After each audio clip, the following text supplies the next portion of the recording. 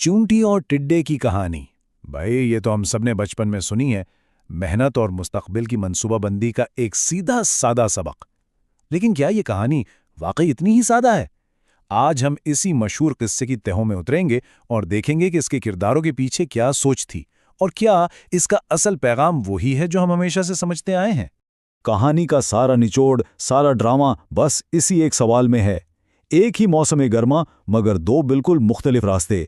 ये सिर्फ काम और खेल की बात नहीं, बल्कि जिंदगी गुजारने के दो अलग अलग फलसफे हैं। और इसी एक फैसले पर टिका है कि जब सख्त सर्दियां आएंगी तो कौन जिंदा बचेगा। तो आइए इन दो रास्तों को समझने के लिए पहले इन पर चलने वालों को समझते हैं।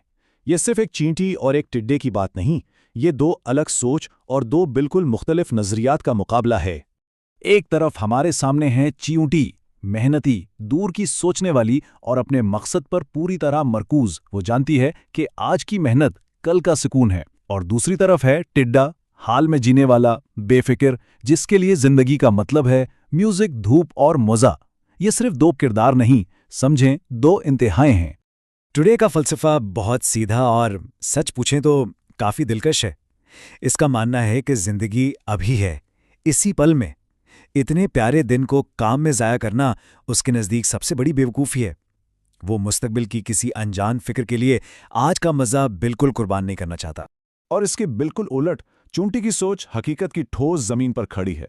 वो जानती है कि अच्छे दिन, ये धूप, ये रौनक हमेशा नहीं रहती। इसका फलसफा है जिम्मेदारी का, आने वाले कल की तैयारी का, चाहे इसके लिए आज कितनी ही मशक्कत क्यों ना करनी पड़े। तो जब मौसम गर्मा पूरे जोबन पर है, हर तरफ हरियाली और खुराक है, अब देखते हैं कि ये दोनों अपने अपने फलसफों पर अमल कैसे करते हैं। यही वो वक्त है जो इनके मुस्तकबिल का फैसला करेगा। और वक्त तो किसी के लिए नहीं रुकता। गर्म दिन हफ्तों में बदलते हैं और देखते ही देखते मौसम गर्मा खत्म होने को आ जाता है। ये वक्त रेत की तरह मुट्ठी से फिसल रहा है और इसी वक्त में उन दोनों के फैसले उनकी तकदीर लिख रहे हैं।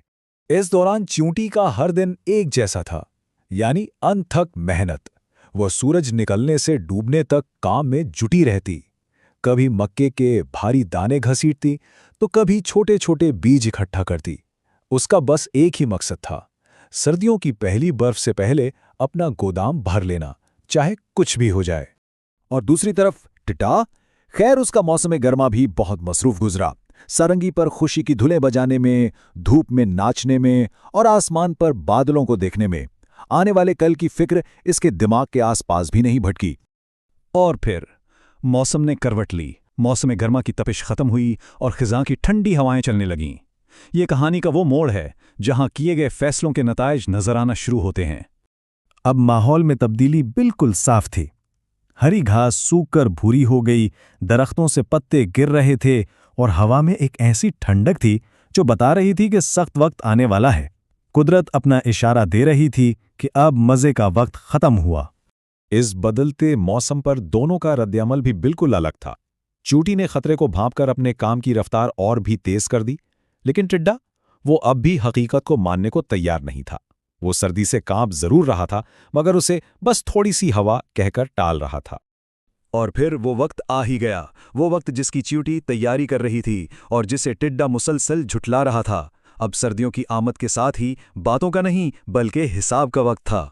पहले बर्फ का एक गाला गिरा, फिर दूसरा, और फिर देखते ही देखते पूरी दुनिया एक सफेद खामोश चादर में लिपट गई।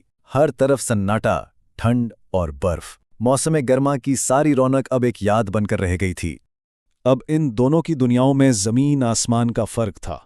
चूंटी का घर गर्म, रोशन और खाने से भरा हुआ था, और बाहर टिड्डा शदीद सर्दी, चीखती हुई हवाओं और गहरी बर्फ के रेमो करम पर अकेला और बेबस था। और फिर वो लम्हा आता है जब भूख और सर्दी हिम्मत तोड़ देती है। टिड्डे को अपनी गलती का एहसास होता है। ये उसकी कहानी का सबसे तकलीफदा लम्हा है, जब वो आखिरकार मान लेता है कि मैं बेवकूफ़ था।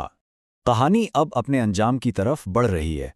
तो अब सवाल ये है कि इससे मिलने वाला सबक क्या है? क्या ये वही सीधा सबक है जो हम सुनते आए हैं, या इसके आखिर में कोई और इससे भी गहरा पैगाम छुपा है? जब टिड्डा हिम्मत हार जाता है तो वो अपनी आखिरी उम्मीद के तौर पर चूंटी का दरवाजा खटखटाता है। चूंटी, जिसका टिड्डे ने मजाक उड़ाया था, उसे ठिठरता हुआ पाती है। अब चूंटी बदला ले सकती थी, लेकिन उसने ऐसा नहीं किया। उसने गुस्से पर रहम को तरजीह दी और टिड्डे को अंदर बुला लिया। और यूं कहानी का अंजाम सजा पर नहीं बल्कि माफी पर होता है। वो दोनों मिलकर सर्दियां गुजारते हैं। चींटी की मेहनत ने उन्हें महफूज रखा और उसकी हमदर्दी ने टिड्डे की जान बचा ली। तो आखिर में यह सवाल हमारे सोचने के लिए रह जाता है, इस कहानी का असल सबक क्या है? क्या यह सिर्फ मेहनत और दूरअंदेशी का सबक है, या फिर इसमें एक गहरा पैगाम यह भी है कि मेहनत और काबिलियत के साथ साथ हमदर्दी और रहमदिली का होना भी उतना ही जरूरी है? यह सवाल इस कहानी को एक सादा सबक से कहीं आगे ले जाता है, और इसका जवाब शायद हम सबको अपने अंदर ही तलाश करना है।